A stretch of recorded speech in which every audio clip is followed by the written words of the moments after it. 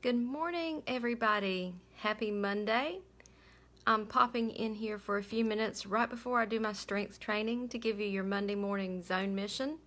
It's 16 degrees outside this morning, so pretty brisk, waiting a little bit before I get out there to run.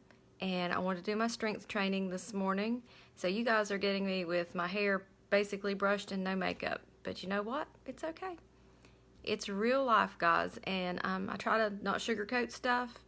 I'm very honest and upfront with you guys, so this is how it is this morning. I'm going to go do some stretching and strength training as soon as I finish my video. But I wanted to get on here this morning because I'm really feeling like I need to share with you guys more this week about different strategies on your decluttering, because there's a lot of stuff going around on Facebook, lots of little comments about decluttering your home. And this morning's blog post is about decluttering in your closet and your bedroom. Spend 15 minutes today, just 15 minutes decluttering in your closet.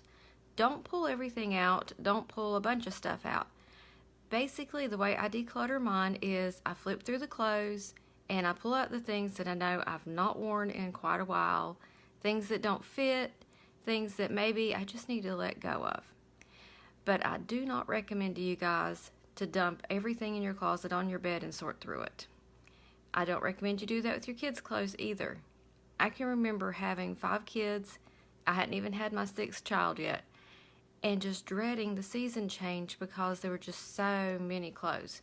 And it took a whole weekend to go through their clothes, sort through what didn't fit, what I wanted to save for the next child, what needed to be given away.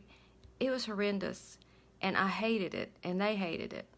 And I found by following the Fly Lady and being consistent, their clothes didn't get out of control, and neither did mine. And it didn't become this huge thing.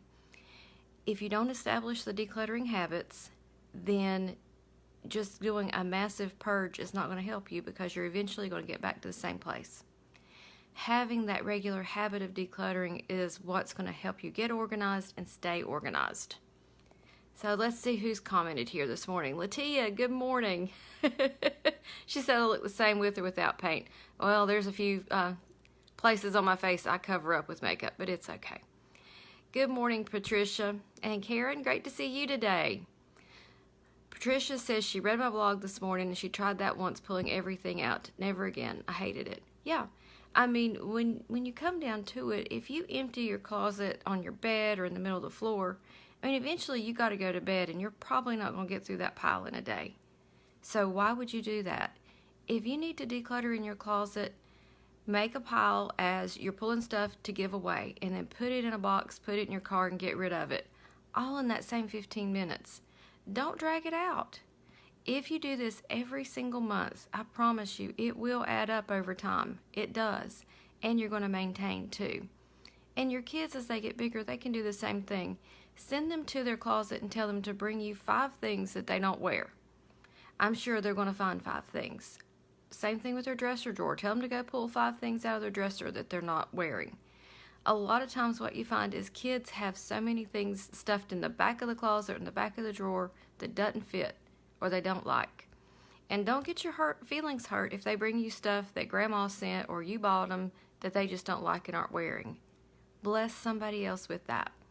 The other thing that I posted yesterday was a friend of mine is collecting used tennis shoes for her child's preschool, and there's an organization that donates $1 per pair of shoes back to the preschool, and then they take those shoes and take them to countries where there are children who are barefoot.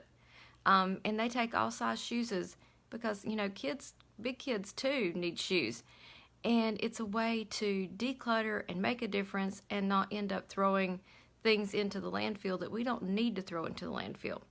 So if you want to know more about that, scroll around on my Facebook from yesterday, and it's a big picture of a bunch of tennis shoes.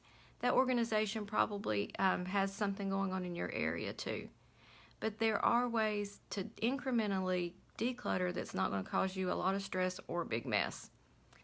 So Patricia says that she looks forward to doing it now when she comes to decluttering. Ladies, let's just take care of it a little at a time and not stress ourselves out and not spend hours and days in frustration going through clothes, okay? It's just not worth it. And I wrote this morning and shared a little thing about books. If your books fit on your bookshelf, great. Don't worry about it. You don't have to clean off that bookshelf and start decluttering. If you're going to move, okay, you need to pack your stuff. That's a whole different ballgame. But if you're just working in your home for decluttering purposes and straightening, don't dump everything out. Just work at it a little bit at a time, okay? So, Soapbox Monday. How about that, guys? The other thing that I want to remind you about, and since it's bedroom week, we've kind of got missions spread out over the week. Once a week, wash your sheets. Doesn't matter to me what day of the week it is. Just take care of them. If you look at the Fly Ladies weekly plan, they're recommending this Friday that you strip everything off your bed, wash it, and remake your bed and fluff your pillows. If you do that on Monday, great. Don't worry about that on Friday. Do something else. Because what we're really trying to do is help you have a peaceful bedroom. Have a fresh bed. Get rid of the clutter in there. That's the end goal. It's really not what day of the week you get it done. So for a lot of you, today's a holiday. Spend that 15 minutes doing it and then go do something fun. You don't have to spend all day long today trying to dig out of a hole you think you're in. Spend 5 minutes at a time and you'll get her done. Good morning, Pam. I appreciate all of you guys who comment and watch the videos. And Annie reminds us of something the Fly Lady says, and that's progress over perfection. And that's absolutely right. Incremental progress is going to help you way more than striving for that perfection. Because number one, you're never going to hit perfection. And number two, trying to be perfect and have your house perfect puts a lot of stress on you. And then you're not loving yourself so much as you're trying to do something that's just beyond what you need to do. So everybody, enjoy your Monday. I'm going to go do my stretching and my strength training, and hopefully it's going to warm up enough for me to get outside and run, but otherwise it may be indoor today. I'm flexible about that stuff. 16 degrees is pretty doggone cold out there, guys, and that requires several layers, face protection, and it's just a lot of layering to get out there and run at that temperature. So we'll see how things are going a little bit later in the morning, but enjoy your Monday. Go get dressed down to those lace-up shoes and have a great day. And I'll see you guys tomorrow.